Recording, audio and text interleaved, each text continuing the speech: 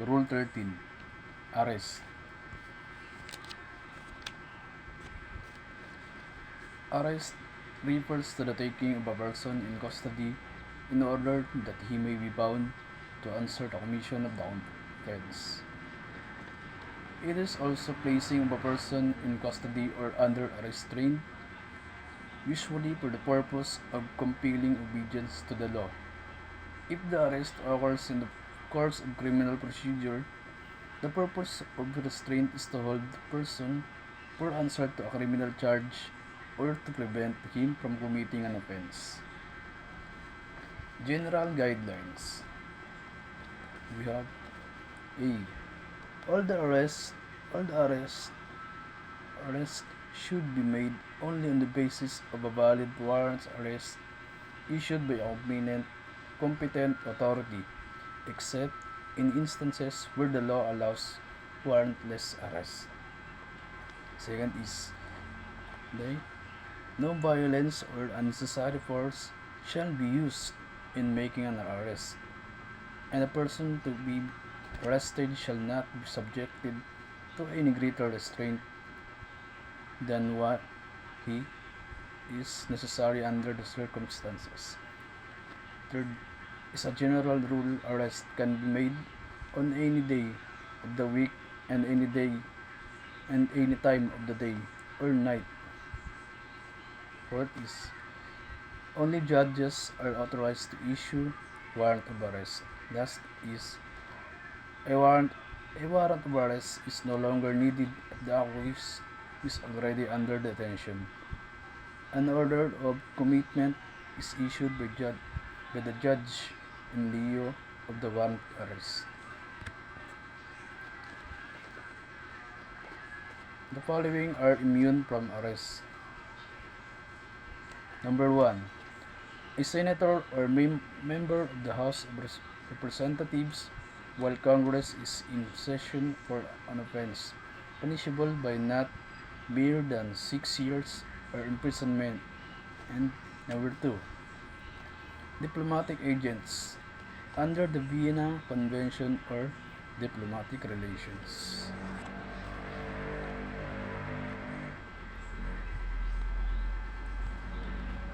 Next is 13.2 Warrant of Arrest. The warrant of arrest is the written authority of the arresting officer when making an arrest or taking a person into custody in order that he may be bound to answer for the commission of an offense. The head of the office to whom the warrant of arrest has been delivered for implementation shall cause the warrant to be implemented within 10 days from the recipient. Within 10 days after the expiration of such period, the police officer to whom it was assigned for implementation shall make a report to the judge who issued the warrant, and in case of his failure to implement the same, shall state the reasons thereof. A peace officer or private person may without a warrant arrest person. A.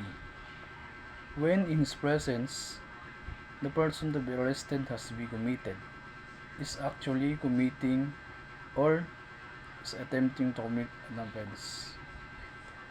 B. When an offense has been committed and he has possible cause to believe, based on personal knowledge of facts or circumstances, that the person is to be arrested has committed it. C. When the person to be arrested is a prisoner who has escaped from penal establishment or place where he is serving final judgment, or temporarily confined while his case is pending, or has escaped while being transferred from one confinement or to another. D. Were the accused released on bail attempts to leave the country without court permission. And E. Violation of conditional pardon.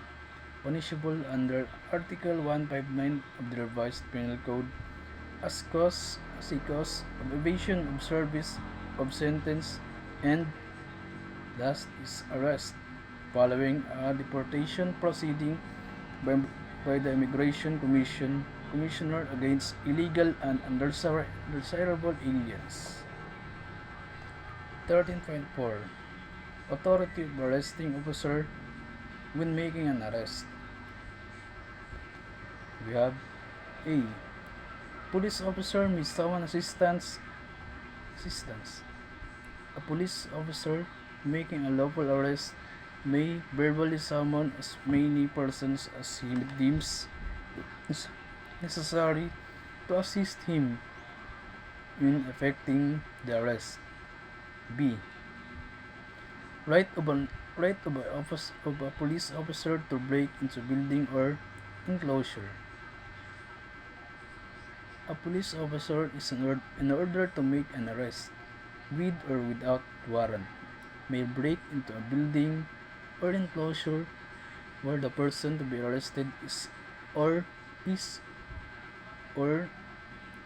reasonably believed to be, if he is refused admittance thereto after announcing his authority and purpose. C. Right to break out from building or enclosure. Whenever the police officer has entered the building or enclosure to make an arrest, he may break out therefrom when necessary to liberate himself. D. Arrest after escape or rescue. If a person lawfully arrested escapes or is rescued by any person, may immediately pursue to retake him without a warrant arrest at any time and in any place within the Philippines. 13.5 The procedures. We have A. Serving of warrant arrest or warrant of arrest. Number 1.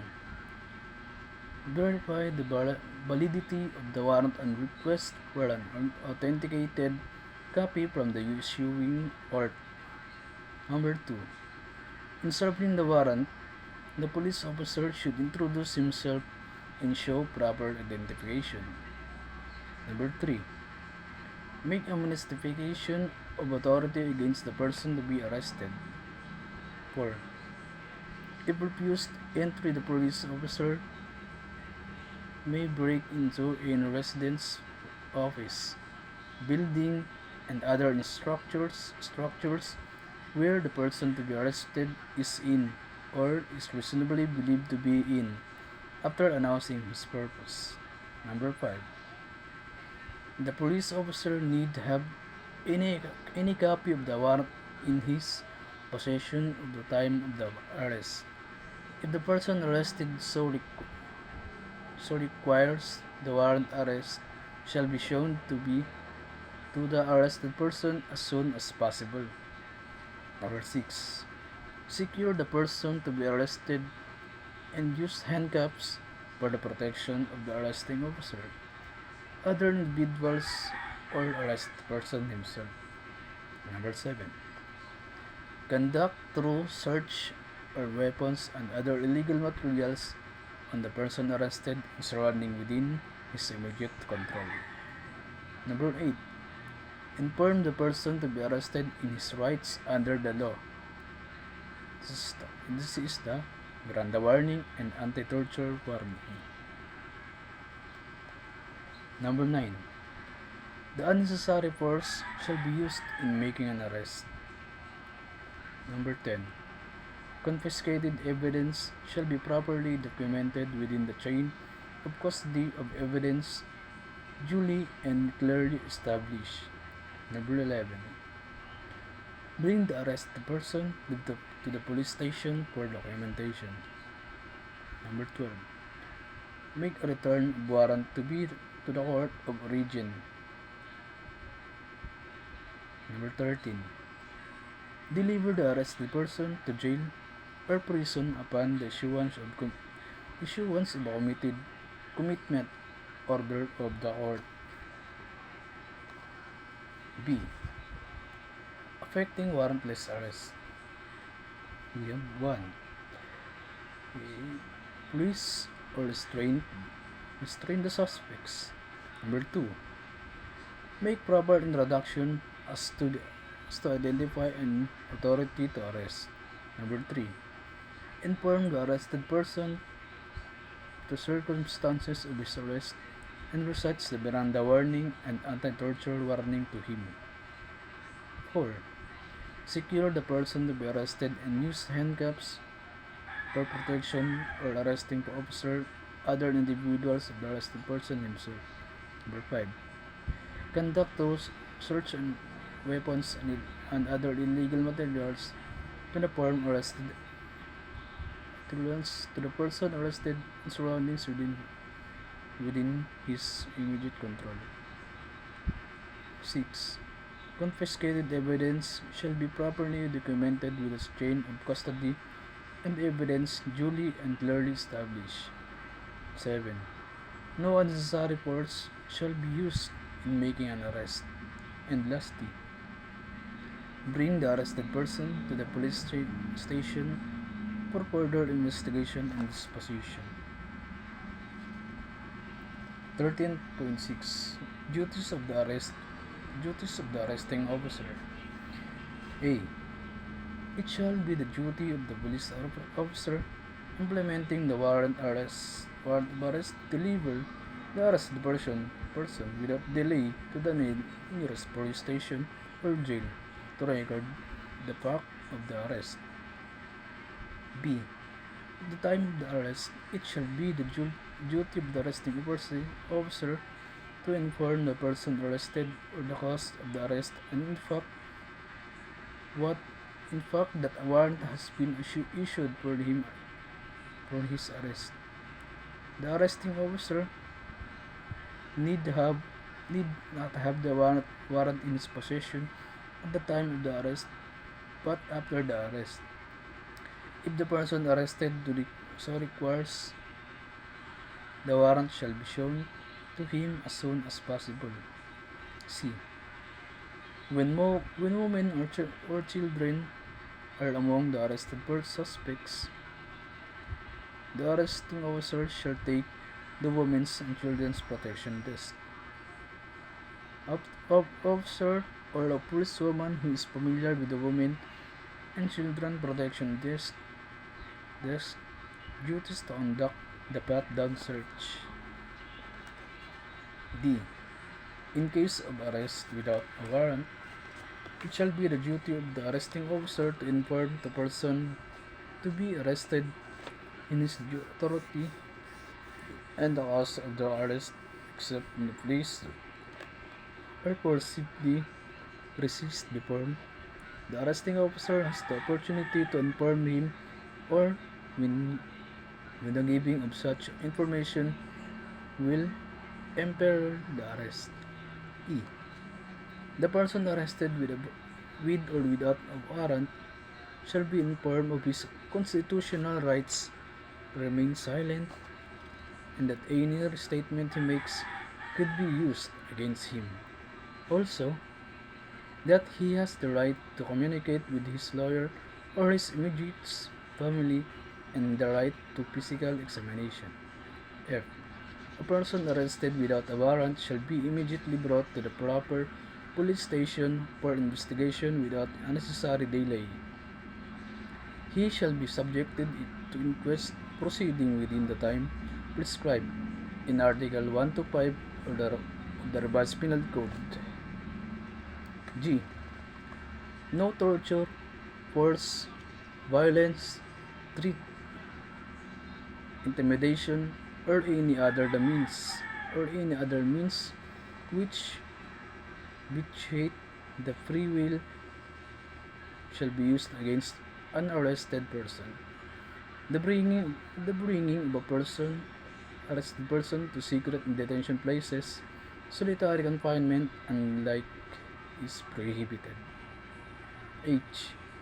If the person arrested without a warrant waives his right under the provisions of Article 125 of the Revised Penal Code, the arresting officer shall ensure that the former signs a waiver of detention in the presence of his counsel or choice. And I. If the person arrested waives his right hand self-incrimination and chooses to give his statement, the arresting officer shall ensure that the waiver is made in writing and signed by the person arrested in the presence of a counsel of his own choice or competent and independent counsel provided by the government. 13.7 Physical examination of arrest person or suspect. Before interrogation, the person arrested shall have the right to be informed of his right to demand physical examination by an independent and competent doctor of his own choice. If he cannot afford the service of a doctor of his own choice, he shall be provided by the state with a competent and independent doctor to conduct physical examination. If the person arrested is female, she shall be attended to preferably by a female doctor. Rule 14. Search and seizure. 14.1 Requisites for the issuance of a search warrant. A search warrant shall be issued only upon probable cause in connection with a specific offense to be determined personally by the judge after examination under oath or affirmation of the complaint and the witness presented. The search warrant shall particularly describe the place to be searched and the things to be seized, which may be anywhere in the Philippines. A. The following properties may be the objects of warrant arrest or of a search warrant. Number 1. Properties which are the subject of the offense. 2. Stolen, embezzled proceeds or fruits of the offense. And number 3. Objects including weapons, equipment, and the other items used or intended to be used as the means of committing an offense. B. Objects that are illegal purse, even if not particularly described in search warrant, may be seized under the plain view doctrine. 14.2 Validity of a search warrant. The warrant shall be valid for 10 years.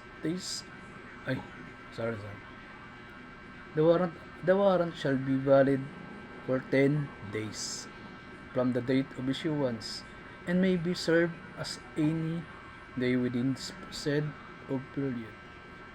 Thereafter, it shall be void. If in the implementation of the search warrant, its object or purpose cannot be accomplished in one day, the search can be continued the following day or days until completed period, provided it is still within the 10 days validity period of the search warrant. If the object or purpose of the search warrant cannot be accomplished within the 10 days validity period, the responsible police officer conducting the search must file before the issuing court an application for the extension of the validity period of said search warrant. 13.3 Time of search. The warrant should be served during daytime unless there is a provision in the warrant allowing service at any time of the day or night. 14.4 Applications of search warrant.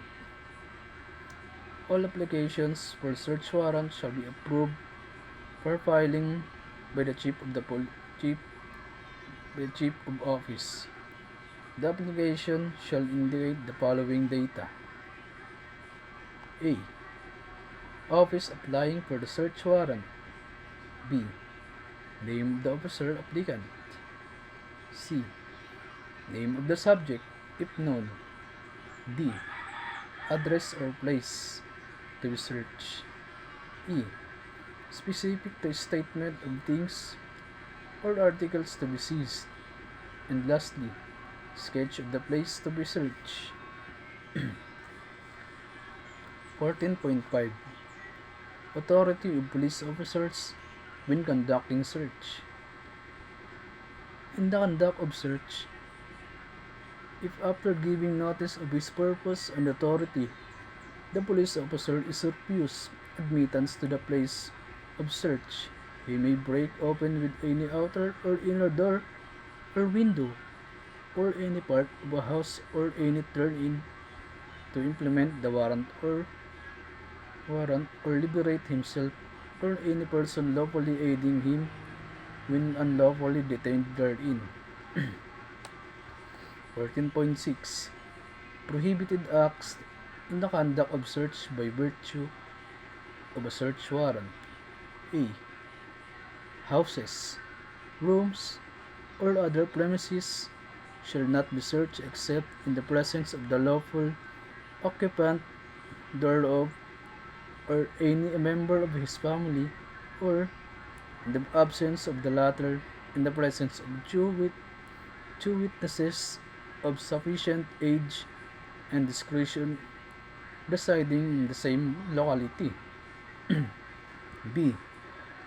Lawfully personal properties, papers, and other valuables not specifically indicated or particularly described in the search warrant shall not be taken.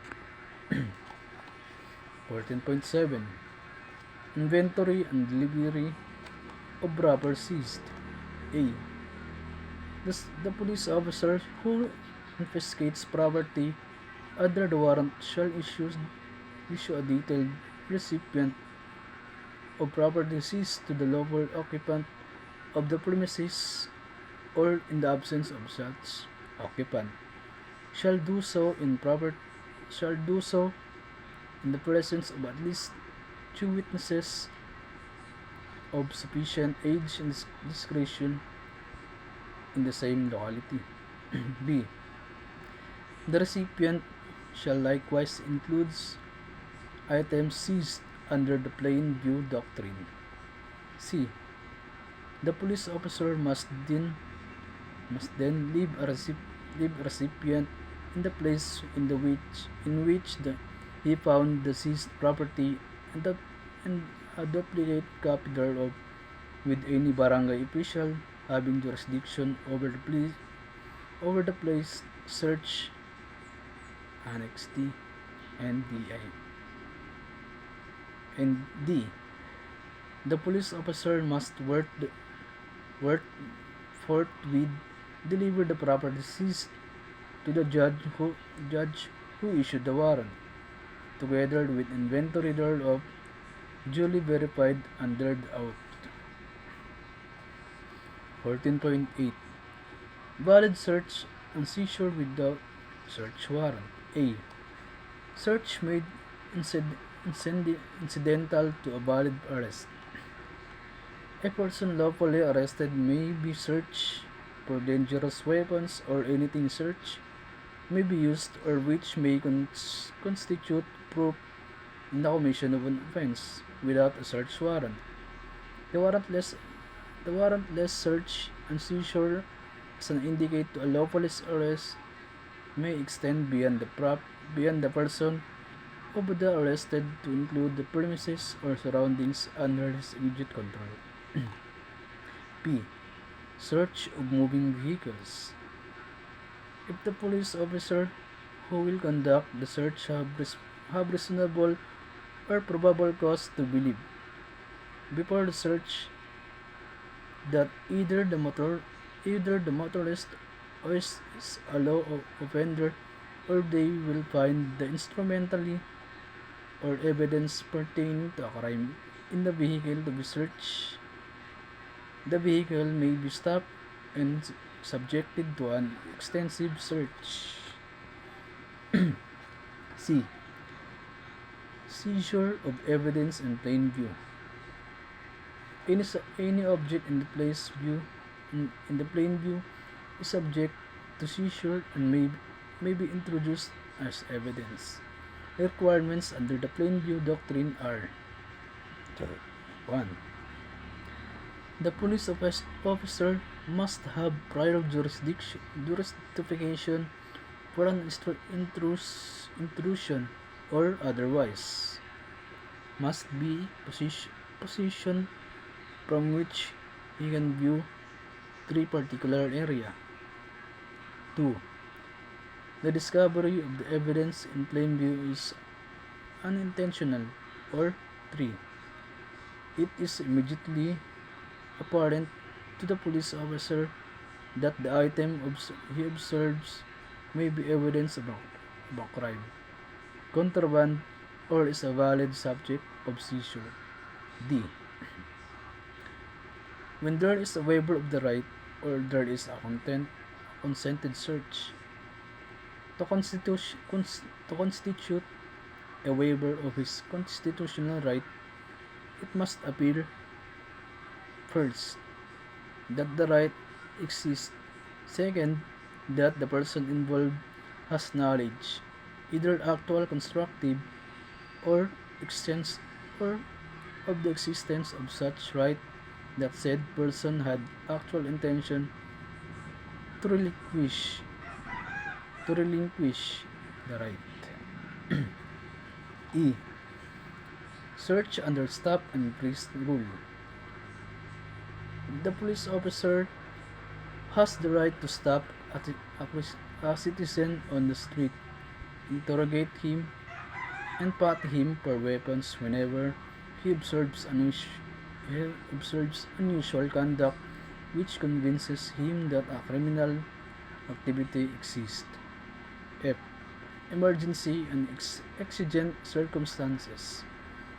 A search warrant could be validly dispensed with in cases of exigent and emergency situation, and the police officers have reasonable grounds to believe that a crime is being committed, and they have no opportunity to apply for search warrant from the courts because the latter were closed. G. Tip information. If the police officers have reasonable grounds to believe that the subjects are engaged in illegal activities, the tip information is sufficient to provide probable cause to effect a warrantless arrest and seizure. Rule 15. Investigation by the Territorial Police Unit after an armed confrontation. 15.1. Responsibility of the Territorial Police Unit. The police unit that has territorial jurisdiction over the area where the armed confrontation occurred shall be secure the scene and immediately undertake the necessary investigation. 15.2. Scene of the crime operation or SOCO. Team to process the crime scene. The concerned police unit shall immediately request the scene of the crime operation team to conduct crime scene processing.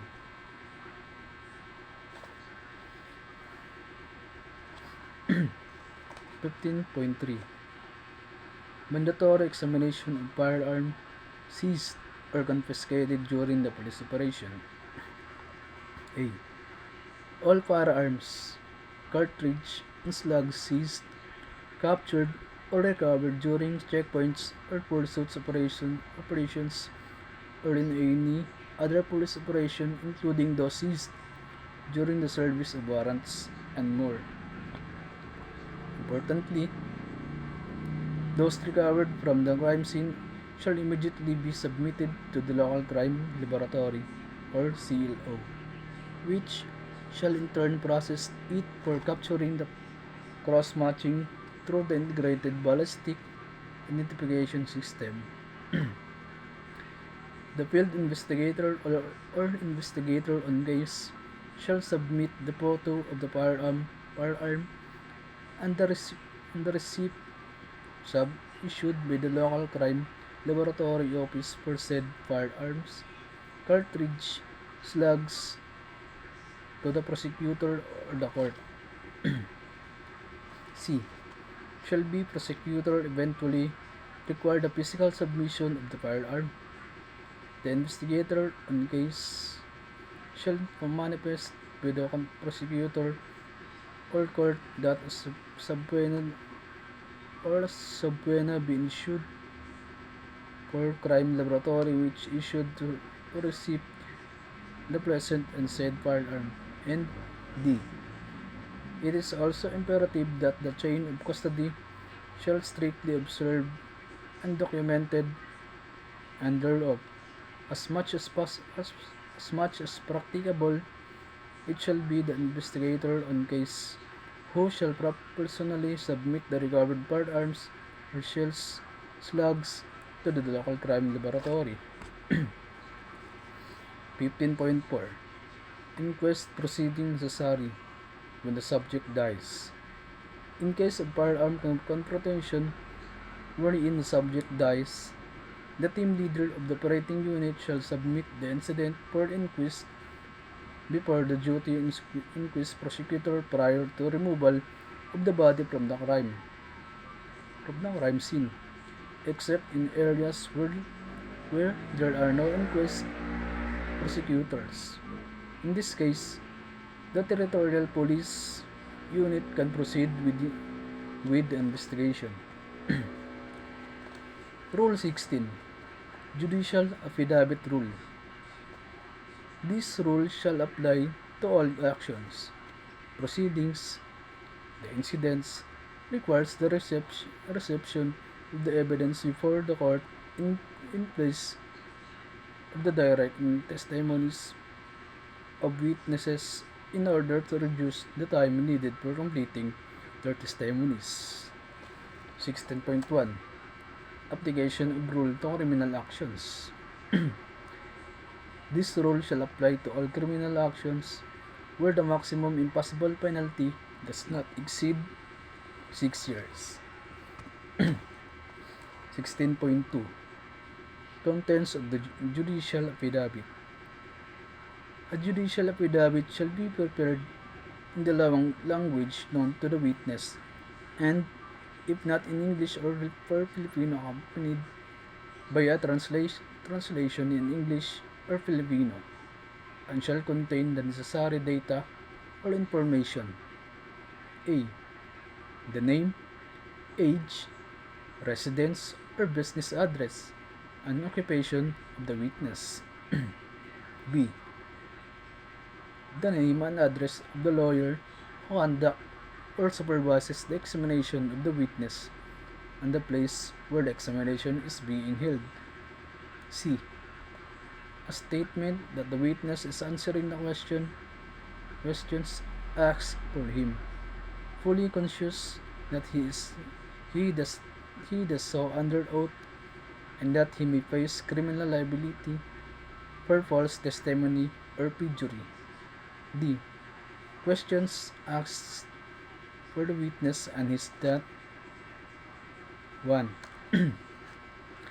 Show the circumstances under which the witness acquired the facts which he testifies.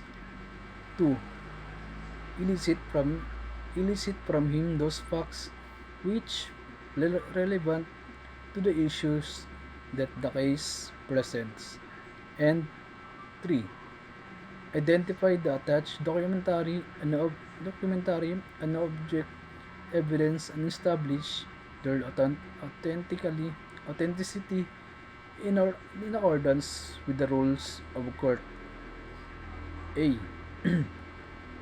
The signature of the witness over his printed name, And B. A jurant or a proof that an oath was taken before the administering officer or a notary public. 16.2. Sworn attestation of the lawyer.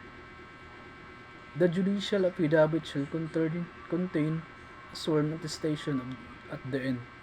Execution by the lawyer who conducted or supervised the examination of the witness, to the effect that A.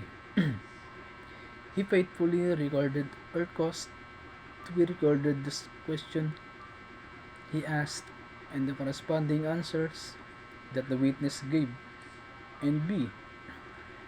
Neither he nor any other person then present or assisting him coach the witness regarding the latter's answers. Thank you for watching.